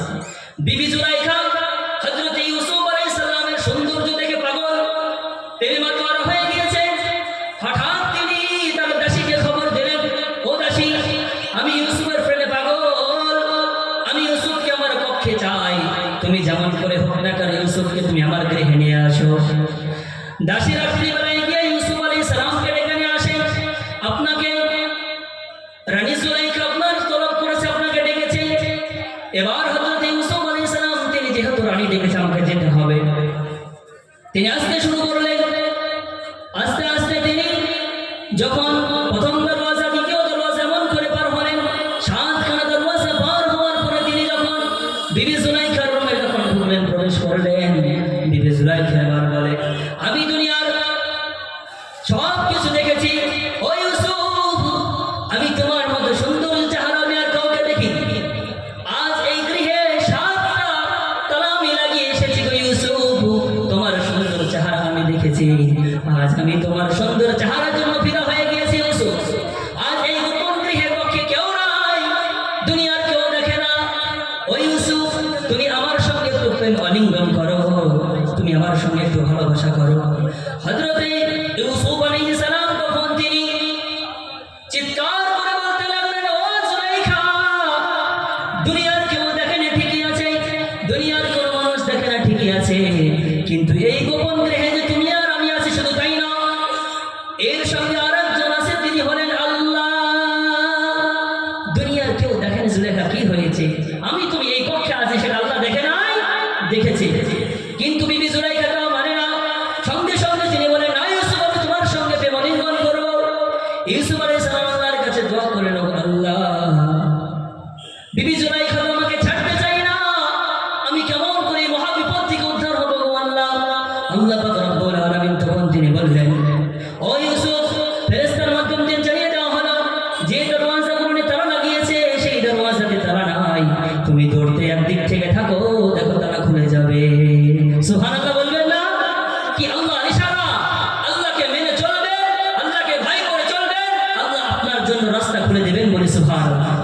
ইউসুফ আলাইহিস সালাম চাইলে তিনি ওই জুলাইখার সঙ্গে কুকর্মে লিপ্ত হতে পারত, কিন্তু তিনি আল্লাহকে ভয় করে তখন তিনি রাস্তা খুলে দিয়েছেন। আল্লাহ পাক রব্বুল আলামিন যখন এইরকম করবেন, আল্লাহ আপনাকে বাঁচিয়ে দেবে। এর জন্য কোন সুন্দরী রূপসী নারী যদি আপনাকে কোনোদিন দাওয়াত দেয়, সেই দাওয়াতকে কবুল করবেন না তো দূরের কথা, কবুল করবেন তো দূরের কথা, তারে বলবেন ফাকালা ইন্নী আখাফুল্লাহ, আমি তো এমন যুবক, আমাকে আল্লাহকে ভয় করে। নারী তুমি কেন আমাকে ডাকো? এর জন্য যুবক ভাইয়েরা, কোনো সবাই নারীর পেছনে যাইও না। এই নারী তো বড় ফিতনার ফাসাদের জামানা, এই নারী তোমাকে জাহান্নামে নিয়ে যাবে, এই নারী তোমাকে একদিন জাহান্নামের ধাক্কা দিয়ে তোমাকে জাহান্নামের দিকে ঠেলিয়ে দেবে। এর জন্য যুবক ভাই, 5 নম্বরে আল্লাহ রাসূল বললেন কি, ওয়ারাজুলুন দাআতুন রাআতুন রাআতুল মানসাবি ওয়া জামাল, এত সুন্দর রূপসী নারী আপনাকে দাওয়াত দিবে, আর সেই দাওয়াতে বলবেন ফাকালা ইন্নী আখাফুল্লাহ, আমি আল্লাহরে ভয় করি। এরকম যদি মানুষ হতে পারেন, তাহলে আল্লাহ পাক রব্বুল আলামিন আপনাকে আরশের ছায়াতলে জায়গা দিবেন, বলে সুবহানাল্লাহ। এর জন্য আপনাকে আমাকে এইরকম হতে হবে, এইরকম হতে হবে। তাহলে 1 নম্বরে কি বলেছিলাম? মুখস্থ করেন। 1 নম্বরে ন্যায়পরায়ণ নেতা। 2 নম্বরে বলেছিলাম যে ওই যুবক যারা যৌবনকালকে আল্লাহর ইবাদতের মাধ্যম দিয়ে কাটায়। 3 নম্বরে বলেছিলাম ওই ব্যক্তি যার মসজিদের দিকে দিল থাকে। আর 4 নম্বরে বলেছিলাম ওই 2 জন ব্যক্তি যারা একে অপরের সঙ্গে ভালোবাসা করে, সেটাও আল্লাহর জন্য, একে অপরের সঙ্গে বুঝ করে, সেটাও আল্লাহর জন্য। আর 5 নম্বরে হলো ওই যুবক, ওই ব্যক্তি যাকে সুন্দরী রূপসী নারী তাকে দাওয়াত দিবে, ফাকালা, তখন সে বলবে ইন্নী আখাফুল্লাহ, আমি আল্লাহরে ভয় করি। এরকম 5 শ্রেণী। এবার 6ষ্ঠ শ্রেণী আল্লাহ বলেন, ওয়ারাজুলুন তাসাদ্দাকা বিসাদাকাতিন ফাআখফাহা হাত্তা লা তা'লামা শিমালুহু মা তুনফিকু বিয়ামিনিহি। 6 নম্বর হলো ওই ব্যক্তি যাকে আল্লাহ আরশের ছায়াতলে জায়গা দিবেন, তিনি হলেন এমন ব্যক্তি যার ডান হাত আল্লাহর রাস্তায় দান করেছে, বাম হাত বুঝতে পারেনি। এমন গোপন দান তিনি করেছেন আল্লাহর রাস্তায়, এমন গোপন দান যিনি করবেন, আল্লাহ তার কিয়ামতের ময়দানে তার আরশের ছায়াতলে জায়গা দেবেন, বলে সুবহানাল্লাহ। আপনি আমি যদি নাম নেওয়ার জন্য দান করি, কি হ্যাঁ আমি 1 মাসের টাকা দিয়ে দেবো, 90,000 টাকা বেতন পাই, 50,000 টাকা বেতন পাই, 1 মাসের টাকা থাকলো আমার, মঞ্চে বুক খুলে বলে দিলেন, কিন্তু টাকার বেলায় 0। এইরকম দান আল্লাহর রাস্তায় কবুল হবে না। এমন দান করতে হবে, গোপন রাস্তা দিয়ে আপনি চলবেন, যখন মসজিদের দান বক্সে লেখা আছে দান বক্স, আপনার পকেট থেকে 500 টাকার নোটটা লুট করে ফেলে দেন। পৃথিবীর কেউ দেখেনি, কিন্তু দেখেছেন একজন, তিনি কে? আল্লাহ। এর জন্য এমন দান, গোপন দান করতে হবে। ডান হাত আপনার দান করবে, কিন্তু বাম হাত যেন বুঝতে না পারে। লোক দেখানো দান কখনো করবেন না, লোক দেখানো দান করলে পরে আপনার আমার দান কবুল হবে না। এর জন্য দান করতে হবে আল্লাহর রাস্তায়, এমন দান করতে হবে গোপন দান, যে দানের ওসিলায় আপনি মাফ করে দিতে পারে আল্লাহ, পৃথিবীর কেউ দেখবে না। এমন গোপন দান করবেন, যদি আপনি ইখলাসের সঙ্গে, ইখলাসের নিয়াতে যদি 5টা টাকাও আল্লাহর রাস্তায় দেন, আর সেটা যদি লোক দেখানো না হয়, এই ওসিলাতে আল্লাহ আপনাকে মাফ করে দিতে পারে। পারে কি পারে না? সুবহানাল্লাহ বলবেন না? হ্যাঁ, এর জন্য আপনাকে আমাকে গোপন দান করতে হবে। দান এত সওয়াবের জিনিস, একটি হাদিস বলে আপনাকে, মিশকাত শরীফের হাদিস, দান করা এত ফজিলতের কাজ। শুনেন, দেখেন দান কি জিনিস। মিশকাত শরীফের হাদিস, আল্লাহ রাসূল সাল্লাল্লাহু আলাইহি ওয়াসাল্লাম তিনি বলেন, লাম্মা খালাকাল আরদ, আল্লাহ পাক রব্বুল আলামিন যখন জমিনকে বানালেন, ফাস্তাকাররাত বিহা আলাইহা জিবাল, তখন তিনি এই জমিনকে বানানোর পরে, জমিন তখন থরথর করে কাঁপে। কি করে? থরথর করে কাঁপে। তখন থরথর করে, এ ভাই, দানের কথা বলে আমার জন্য উঠছেন, আমি দান করবো, আমি চাইনি, বসেন, ভাই বসো, আমি দান চাইনি, বসো, আমি ফজিলত শোনাচ্ছি, দান করলে কি নেকি বাবা কি সব, সেটা শোনাচ্ছি, আমি তোমার কাছে চাই না কোনো পয়সা, বসো এখানে। দেখেন আল্লাহ রাসূল যখন বলেন, এই জমিনকে যখন সৃষ্টি করা হলো, জমিন তখন থরথর করে কাঁপতে শুরু করেছে। আল্লাহ পাক রব্বুল আলামিন তখন এই পাহাড়গুলোকে, ওয়াল জিবালা আওতাদা, পাহাড়গুলোকে তখন আল্লাহ পাক রব্বুল আলামিন পেরেকের মতো পুঁতে দিলেন। কিসের মতো? জমিনকে যখন সৃষ্টি করলেন, জমিন তখন হিরে তুলে, তখন যে পাহাড়গুলো আমি উঁচু উঁচু দেখি না, এই পাহাড় উঁচুতে যতটা দেখে, নিচে তার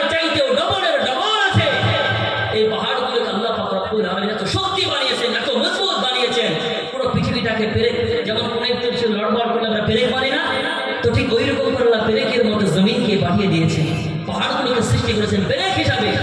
জিবাল আওতারা সূরা নবর মধ্যে আল্লাহ বলেন যে পাহাড়গুলোকে আমি পেরেকের মতো তৈরি করেছি, পেরেকের মতো বানিয়েছি।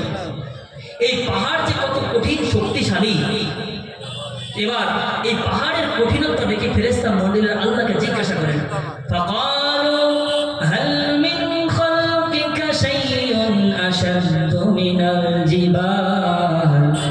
ও আল্লাহ, তোমার সৃষ্টিগুলোর মধ্যে আসমান এবং জমিনের বুকে এই পাহাড়ের চাইতেও কি কোনো কঠিন শক্তিশালী জিনিস আছে কিনা বলো। ফেরেশতা মণ্ডলী আল্লাহকে জিজ্ঞাসা করছে, আল্লাহ পাহাড় যে এত শক্তিশালী জিনিস, তোমার সৃষ্টিগুলোর মধ্যে পাহাড়ের চাইতেও কি কোনো কঠিন শক্তিশালী জিনিস আছে নাকি আল্লাহ? আল্লাহ পাক রব্বুল আলামিন তিনি বললেন, হ্যাঁ আছে, সেটা হলো আল হাদীদ, সেটা হলো লোহা। লোহা এমন কঠিন শক্তিশালী জিনিস যে পাহাড়কেও ভেঙে দিতে পারে, পারে না? পাহাড় ভাঙা হয় কিসের মাধ্যমে? লোহার মাধ্যম দিয়ে না? হ্যাঁ, লোহার মাধ্যম দিয়ে। এর জন্য ফেরেশতা মণ্ডলীরা আবার আল্লাহকে জিজ্ঞাসা করেন, ফাকালু হাল মিন খালকিকা শাইউন আশাদ্দু মিনাল হাদীদ। ও আল্লাহ, তোমার সৃষ্টিগুলোর মধ্যে এই লোহার চাইতেও কি কোনো কঠিন শক্তিশালী জিনিস আছে কিনা বলো। ক্বালা নাম, আল্লাহ পাক রব্বুল আলামিন তিনি বললেন আছে কি সেটা। এবার আল্লাহ পাক রব্বুল আলামিন তিনি বলেন, আন্নার, সেটা হলো যে লোহাকেও গলিয়ে দিতে পারে না? হ্যাঁ, আগুন এত কঠিন শক্তিশালী জিনিস যে লোহাকেও গলিয়ে দিতে পারে। ফাকালু, আবার ফেরেশতা মণ্ডলীরা জিজ্ঞাসা করলেন, হাল মিন খালকিকা শাইউন আশাদ্দু মিনান নার। ও আল্লাহ, এই আগুনের চাইতেও কি কোনো কঠিন শক্তিশালী জিনিস আছে কিনা বলো। ক্বালা নাম, আল্লাহ পাক রব্বুল আলামিন বললেন তিনি আছে, সেটা হলো আল-মাউ, পানি যে আগুনকেও নিভিয়ে দেয়, বলে সুবহানাল্লাহ। পারে না আগুনকে নিভিয়ে রাখে? পানি তো, তাহলে পানি আগুনের চাইতেও কঠিন শক্তিশালী। পাহাড়ের চাইতেও শক্তিশালী লোহা, লোহার চাইতেও শক্তিশালী হলো আগুন, আগুনের চাইতেও শক্তিশালী হলো পানি। ফাকালু, আবার ফেরেশতা মণ্ডলীরা জিজ্ঞাসা করলেন, হাল মিন খালকিকা শাইউন আশাদ্দু মিনাল মা। ওগো আল্লাহ, এই পানির চাইতেও কি কোনো কঠিন শক্তিশালী জিনিস আছে কিনা বলো। এই পানির চাইতেও কি কোনো কঠিন শক্তিশালী জিনিস আছে? ফাকালা, আল্লাহ পাক রব্বুল আলামিন তিনি বলেন, নিশ্চয় পানির চাইতেও কঠিন শক্তিশালী জিনিস আছে। সেটা কি? সেটা হলো আর-রিহ, সেটা হলো বাতাস। আপনারা যখন সমুদ্রের বুকে উচ্ছ্বাস করে দেখবেন যে সমুদ্রের এখানকার পানিকে বাতাস এমন জোর ধাক্কা দিয়ে অন্যদিকে ছিটিয়ে পাঠায় না? হ্যাঁ, এই বাতাসের এত ক্ষমতা, যখন আল্লাহর কুদরতি বাতাস যখন দুনিয়ার বুকে হয়, তখন মানুষ সবাই আল্লাহকে ডাকতে শুরু করে। এত বাতাসের ক্ষমতা আল্লাহ পাক রব্বুল আলামিন দিয়েছে। তো সবচাইতে কঠিন শক্তিশালী জিনিস ফেরেশতারা জিজ্ঞাসা করলেন, পাহাড়, পাহাড়ের চাইতেও কঠিন হলো লোহা, লোহার চাইতেও কঠিন হলো আগুন, আগুনের চাইতেও কঠিন হলো পানি, পানির চাইতেও কঠিন হলো বাতাস। ফাকালু, আবার ফেরেশতা মণ্ডলীরা জিজ্ঞাসা করলেন, হাল মিন খালকিকা শাইউন আশাদ্দু মিনার রিহ। ও আল্লাহ, এই বাতাসের চাইতেও কি কোনো কঠিন শক্তিশালী জিনিস তোমার দুনিয়ার মুখে আছে কিনা বলো। এবার বলে আল্লাহকে, আল্লাহ, বাতাসের চাইতেও কি কোনো কঠিন শক্তিশালী জিনিস আছে? আল্লাহ পাক রব্বুল আলামিন তিনি বললেন, ও আমার ফেরেশতা মণ্ডলীরা শোনো, বাতাসের চাইতেও কঠিন শক্তিশালী জিনিস আছে। সেটা কি? কুল্লু আদামিন তাসাদ্দাকা বিসাদাকাতিন, প্রতিটা আদম সন্তান যে যার এক হাত দান করে আর অপর হাত যদি বুঝতে না পারে, এই দানটা আল্লাহর কাছে এত পছন্দনীয় যে আল্লাহর মাখলুকের সবকিছুর চাইতে এই দানের পাল্লা বেশি ভারী, বলে সুবহানাল্লাহ। চিন্তা করছেন তাহলে? পাহাড়ের চাইতেও কঠিন হলো লোহা, লোহার চাইতেও কঠিন হলো আগুন, আগুনের চাইতেও কঠিন হলো কি বললাম? পানি, পানির চাইতেও কঠিন হলো হাওয়া, আর এই হাওয়ার চাইতেও কঠিন জিনিস হলো বনি আদমের দান, সাদকা। আপনার দান, এক হাত দান করলে তো অপর হাত বুঝতে পারবে না, এই দান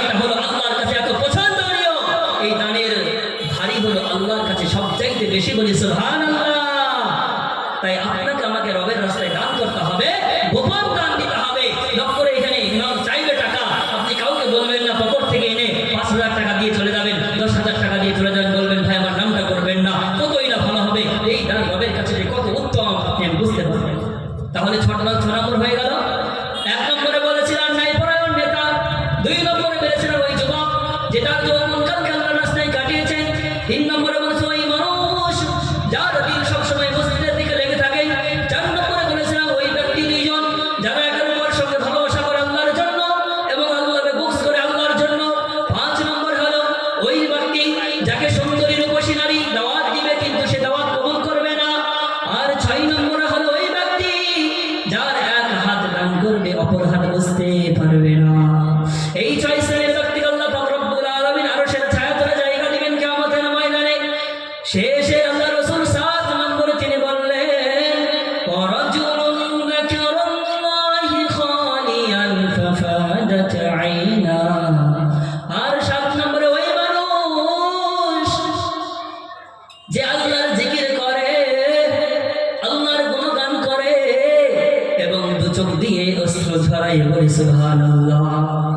7 নম্বর হলো ওই ব্যক্তি যে আল্লাহর জিকির করে, আল্লাহর তাহলিল করে, আল্লাহর জিকির আজকার করে, গভীর রাতে উঠে আল্লাহ পাক রব্বুল আলামিনকে বলে ওগো আল্লাহ,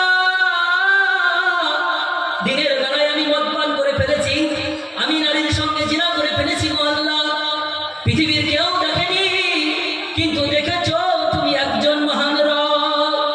রাত্রিবেলায় তাহাজ্জুদের নামাজ পড়ে যখন আপনি দোয়া করবেন আল্লাহ পাক রব্বুল আলামিন তিনি বলেন আমি 2 ফোঁটা রক্ত পানিকে খুব পছন্দ করি।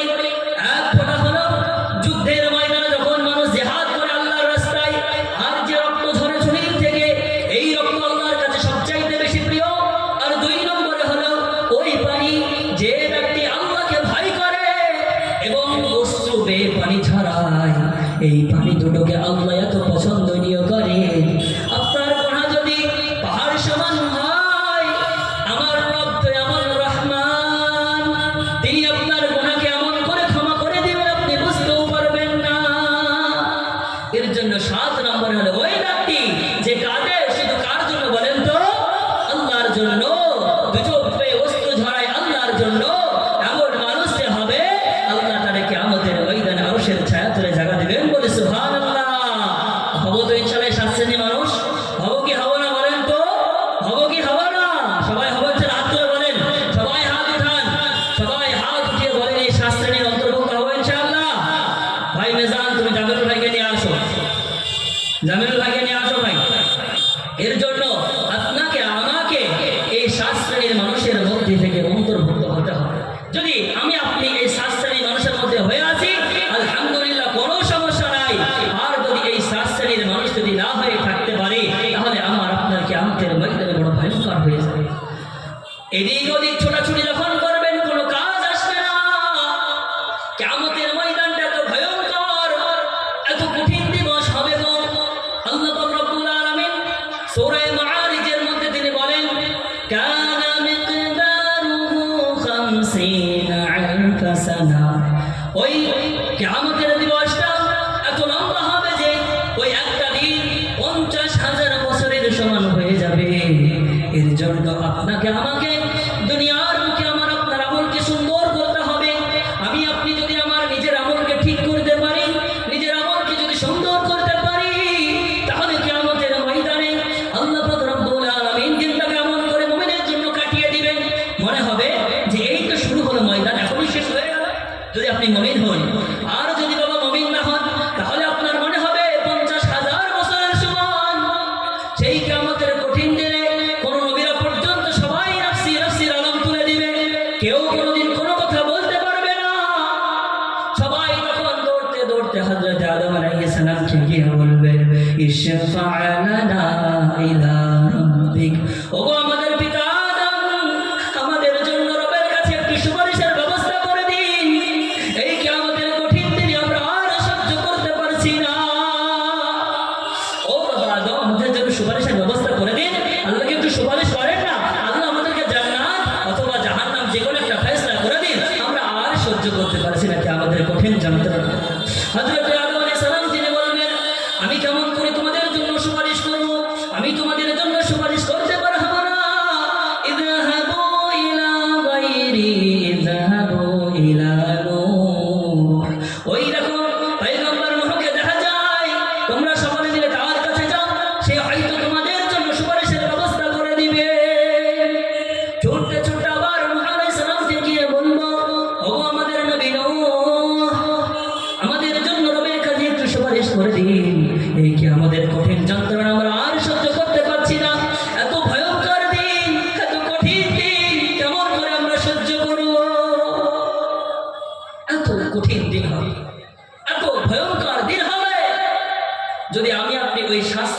আরশের মধ্যে হতে পারি, তাহলে আল্লাহ আরশের ছায়াতলে সুন্দর করে জায়গা দিবে।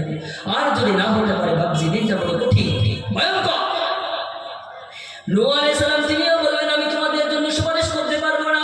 ইযহাবু ইলা গায়রি ইযহাবু ইলা ইব্রাহিম। ওই দেখো তোমাদের খলিল ইব্রাহিমকে দেখা যায়, তোমরা সকলে মিলে গিয়ে ইব্রাহিমকে গিয়ে বলো, সে হয়তো তোমাদের জন্য সুপারিশের ব্যবস্থা করে দিতে পারেন। সকল মানুষ তখন দৌড়তে দৌড়তে ইব্রাহিম খলিলুল্লাহর কাছে গিয়ে বলবে, ও আমাদের নবীর পিতা ইব্রাহিম, আপনি আমাদের জন্য একটি আল্লাহর কাছে সুপারিশের ব্যবস্থা করে দিন। কিয়ামতের দিনের ভয়ঙ্কর দৃশ্য আমরা আর সহ্য করতে পারছি না। হযরত ইব্রাহিম আলাইহিস সালাম সেই দিন মানা করে দিবে, তিনিও বলবেন, আমি তোমাদের জন্য সুপারিশ করতে পারবো না। ইযহাবু ইলা গায়রি ইযহাবু ইলা মূসা।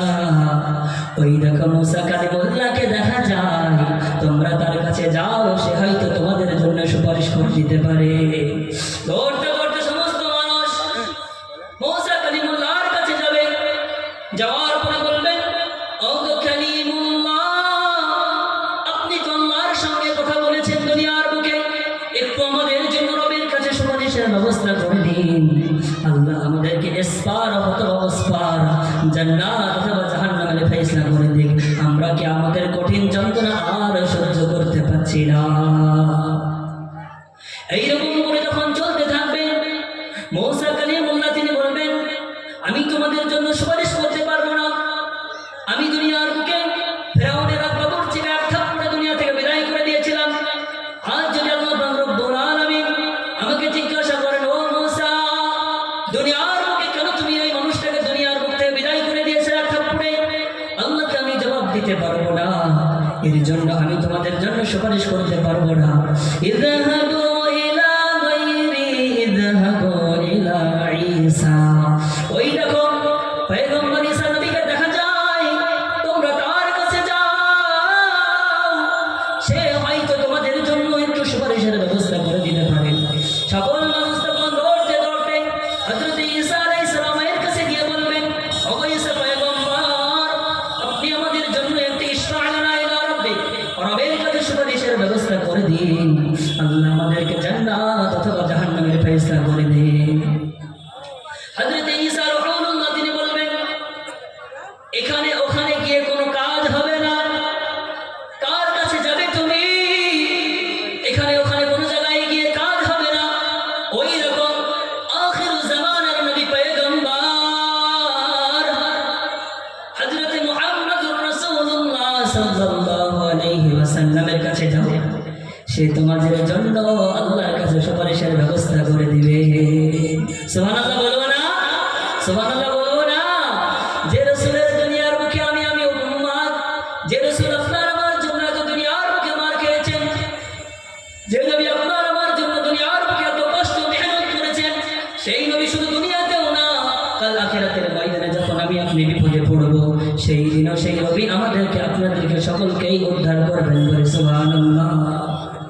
দৌড়তে দৌড়তে আমরা মুহাম্মদ সাল্লাল্লাহু আলাইহি ওয়াসাল্লামকে গিয়ে বলবো, তার আগেই দেখব আল্লাহ রাসূল সাল্লাল্লাহু আলাইহি ওয়াসাল্লাম মাকামে মাহমুদের মধ্যে মাথা দিয়ে সিজদা করে আল্লাহর কাছে কাঁদে আর বলে, ওগো আল্লাহ, আমার গুনাহগার উম্মতদেরকে যতক্ষণ পর্যন্ত নবী জান্নাতে দিবা, আগাম করে জান্নাতে প্রবেশ করাবা, ততক্ষণ পর্যন্ত আমি নবী মাথা উঠাবো না। সুবহানাল্লাহ বলবেন না? কি রাসূল পেয়েছি আমরা, কি নবী পেয়েছি গো, যে রাসূলের উম্মত হয়ে আমরা ফখর করতে শিখিনি, যে রাসূলের সুন্নাতকে আমরা দুনিয়ার বুকে আঁকড়ে ধরতে জানি না। এই রাসূল আপনার আমার জন্য কিয়ামতের ময়দানেও সুপারিশ করবে। সেই রাসূলের সুপারিশ নেবেন না আপনি আমি? হ্যাঁ, আল্লাহ পাক রব্বুল আলামিন বলবেন, ইরফা রাসাক, হে নবী আপনি মাথা উঠান, সালতুতা, আপনি যা চাইবেন আজ আপনাকে তাই দেওয়া হবে, ওয়াশফা তুশাফা, যার জন্য আপনি সুপারিশ করবেন আপনার সুপারিশকে কবুল করে নেওয়া হবে।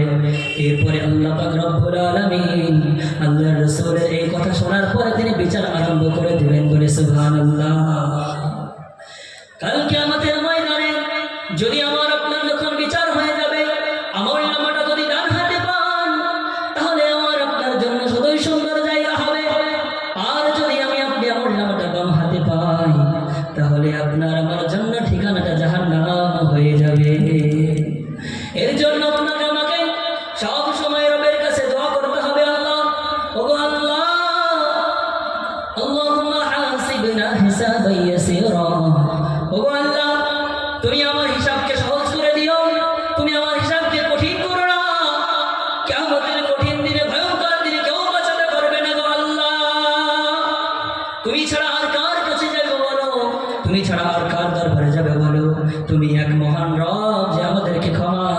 পারো।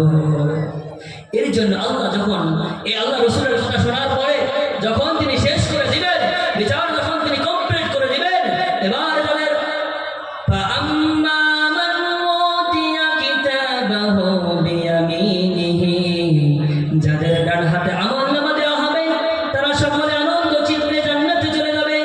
ফায়াকুলু হাউম ইকরাউ কিতাবিয়া, তারা বলবেন দেখো দেখো আমার আমলনামাটা পড়ে দেখো, কতই না আমার আমলনামাটা ভালো হয়েছে। দুনিয়ায় দেখবেন যারা পরীক্ষায় পাশ করে ভালো নাম্বার পেয়ে তারা সবসময় আগে বাক্যে এসে তাড়াতাড়ি এসে রেজাল্টটা মানসিকটা তার মাকে বলে মা দেখো আমি ভালো নাম্বার পেয়েছি, বাবা দেখো আমি ভালো নাম্বার পেয়েছি। কিয়ামতের ময়দানে সেই দিন মানুষ তখন এইরকম করবে, যার আমলনামাটা ডান হাতে আসবে সে বলবেন বাবা আমার আমলনামাটা পড়ে দেখো আমি জান্নাতি হয়েছি। وأما من أوتي كتابه بشماله, আর ওই ব্যক্তি যার বাম হাতে আমলনামা দেওয়া হবে সে হবে জাহান্নামী। এর জন্য আপনাকে আমাকে এটাই দোয়া করতে হবে, রব আমার আমলনামাটা তুমি ডান হাতে দিও। কোন হাতে আমলনামা দিয়ে বলে? ডান হাতে। সকলে চাই কি চাই না? সকলেই চাই। এর জন্য আপনাকে আমাকে আমার আপনার দিলকে সবসময় এমন সুন্দর করতে হবে যে আমরা যেন ডান হাতে আমলনামাটা আল্লাহ আমার দিয়ে যায়। নচেত ওই 7 শ্রেণীর মানুষের মধ্যে যদি আমি আপনি না হতে পারি, আল্লাহ পাক রব্বুল আলামিন আপনার আমার জন্য কিয়ামতের ময়দানটা বড় কঠিন করে দেবে। এর জন্য আপনাকে আমাকে সবসময় এটাই ভাবতে হবে যেন আল্লাহ যেন আমাদেরকে সুন্দর জায়গা পরিচালিত করেন, সুন্দর জায়গায় উপস্থিত করেন। এর জন্য আপনি আমি যেমন সুন্দর করে এমন করে চলবো দুনিয়ার বুকে, ওই 7 শ্রেণীর মানুষের মধ্যে হবো ইনশাআল্লাহ। সকলে হতে চাই ইনশাআল্লাহ, সকলে হবো ইনশাআল্লাহ। ভাই শামীম কারি মেহবুব আলম সাহেবকে নিয়ে আসো।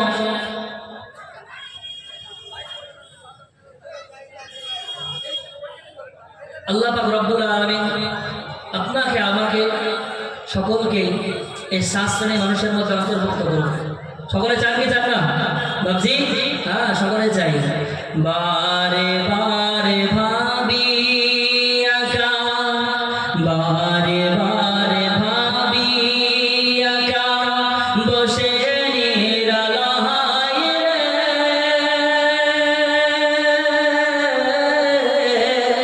পাখি হলে উড়ে যেতাম সোনার মদিনায় রে, সোনার মদিনায় রে। বারে বারে ভাবি একা, বসে নিরালায় রে, পাখি হলে উড়ে যেতাম সোনার মদিনায় রে, সোনার মদিনায় রে। বুলবুলিরা কথা শোনো উড়ে যাও কোথায় রে, আমার সালাম পৌঁছে দিও নবীজির রাজায় রে, নবীজির রাজায়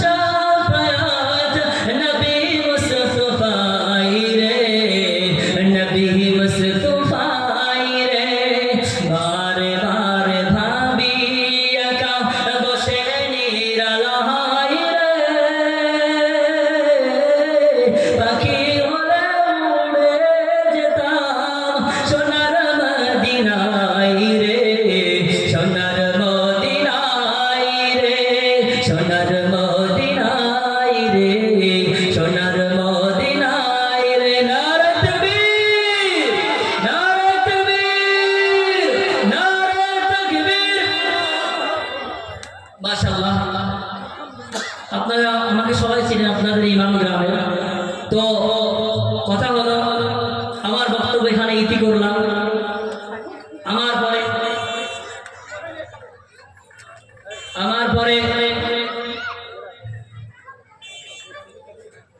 আমার পরে এবার আপনারা হ্যান্ডবিলের মাধ্যমে পড়েছিলেন হয়তো যে কেরাত জগতে আলোড়ন সৃষ্টিকারী হযরত মাওলানা কারি মাহবুব আলম সাহেব তিনি আমাদের সামনে উপস্থিত হয়েছেন। ডঙ্গল চক সাতবাড়িয়া মাদ্রাসার শিক্ষক, তেনাকে আমরা কাছে পেয়ে খুবই সৌভাগ্যবান। তিনি আপনাদের সামনে এখন মহাবিশ্বের মহাগ্রন্থ আল কুরআনুল কারীম থেকে আপনাদেরকে সুমধুর কণ্ঠে যে সুর, এত সুমধুর সুর, কোরআন ছাড়া পৃথিবীতে এমন কোনো কিতাব নাই যে তার এইরকম সুর আনা যাবে। আছে বলেন? পৃথিবীতে অন্য কোনো ধর্মগ্রন্থ খুলে দেখেন যারা পড়ে, এত সুন্দর সুমধুর কণ্ঠ আপনি কোথাও পাবেন না। এই কোরআনের সুর জান্নাতে গিয়েও একটা যায়িব বর্ণনায় পাওয়া যায়, আল্লাহ পাক রব্বুল আলামিন আমাকে আপনাকে সূরা রহমান তেলাওয়াত করে শোনাবেন, বলি সুবহানাল্লাহ। এর জন্য আমরা সেই কেরাত শুনবো, সেই কেরাত শোনার জন্য আমরা ওনাকে আমাদের মধ্যে পেয়েছি। আমি আর সময় অতি বিলম্ব না করে ওনাকে দাওয়াত দিব। হযরত মাওলানা কারি মাহবুব আলম সাহেব তিনি আসবেন, তিনি কেরাত পরিবেশন করে আমাদেরকে শোনাবেন। তারপরে আবার আপনারা গজলের বিখ্যাত যে শিশু আব্দুল্লাহ আছে তাকে আমরাও পেয়েছি, সে একটি গজল শুনিয়েছে। আবার তিনার পর একটি নাচ শোনানোর পরে আপনাদের মাঝে উপস্থিত হয়েছেন আপনাদের জগৎ বিখ্যাত ইউটিউব বক্তা, যিনার নাম, যিনাকে আপনারা সকলেই চিনেন, হযরত মাওলানা জামিরুল ইসলাম সাহেব, তিনি উপস্থিত হয়েছেন। তারপরে তিনার বক্তব্য আমরা সহ্য ধৈর্য সহকারে শুনবো তো ইনশাআল্লাহ। সকলে বলে ইনশাআল্লাহ। ইনশাআল্লাহ আমি দাওয়াত দিব কারি মাহবুব আলম সাহেব আসবেন এবং তিনি বলছেন। বাবজি পিছনে খালি, পিছনে ভর্তি হয়ে গেছে চেয়ার, এখানে খালি আছে, একটু আগে আসেন না বাবা, বাবা আমার আগে আসেন, আগে আসেন, উঠেন না, সামনে আসলে 10 টাকা বেশি লাগবে না, আসেন, এখানে টাকার কোনো প্রশ্ন নেই, না উঠে আসেন, তবে খালি আছে, আসেন বাপ, আসেন, উঠেন না, আসেন বাবজি, আসেন, সামনেকার চেয়ার খালি বাবজি, আসেন না, আরে শয়তান